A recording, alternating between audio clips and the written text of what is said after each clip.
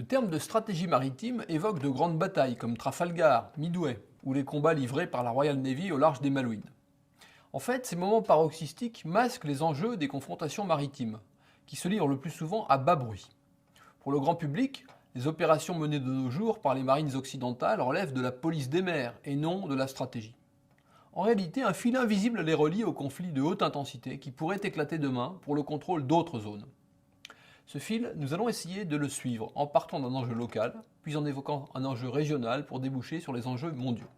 Le 10 octobre 2007, la Marine nationale lance l'opération Tassergal au large de la Guyane française. Les bâtiments étrangers qui pêchent illégalement dans les eaux françaises sont arraisonnés par surprise, certains au moyen d'opérations de vive force menées par des commandos marines. 11 mois plus tard et 11 000 km plus loin, le 16 septembre 2008, des nageurs de combat français prennent d'assaut le yacht Caredas et libèrent son équipage, capturé 2 semaines auparavant par des pirates somaliens.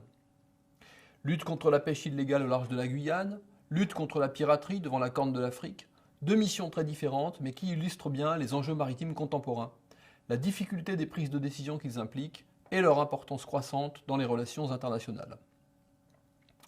Les rivalités entre pêcheurs de différentes ethnies ou pays sont aussi vieilles que l'humanité.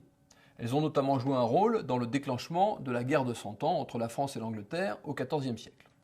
Pendant très longtemps, elles ont été entretenues par le flou qui entourait la notion d'eau territoriale. Tel n'est plus le cas aujourd'hui.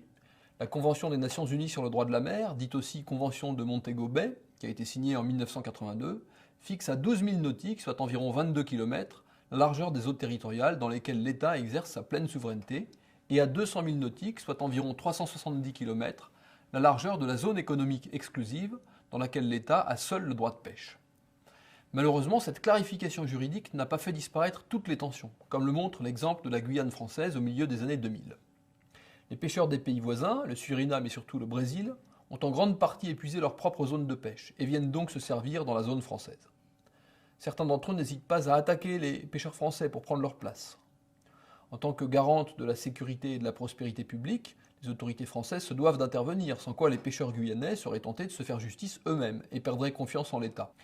Les 2 patrouilleurs côtiers dont dispose la Marine nationale en Guyane et les 2 vedettes de la gendarmerie maritime multiplient donc les opérations de contrôle.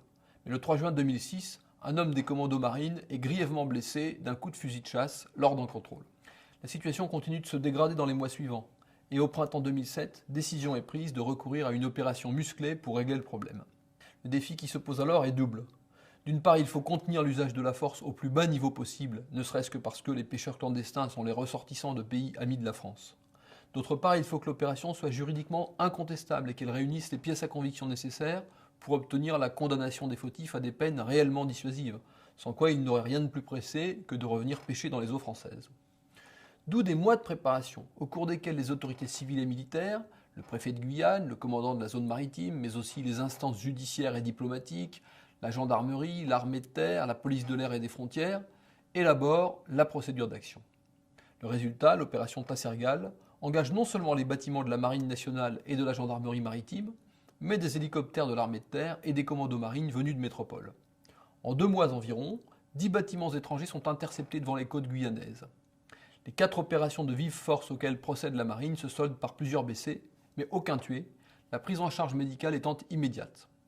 Les forces françaises n'ont d'ailleurs ouvert le feu qu'en état de légitime défense, comme le prouvent les photos et films des interventions, qui permettent la condamnation de 12 pêcheurs clandestins à des peines de prison ferme.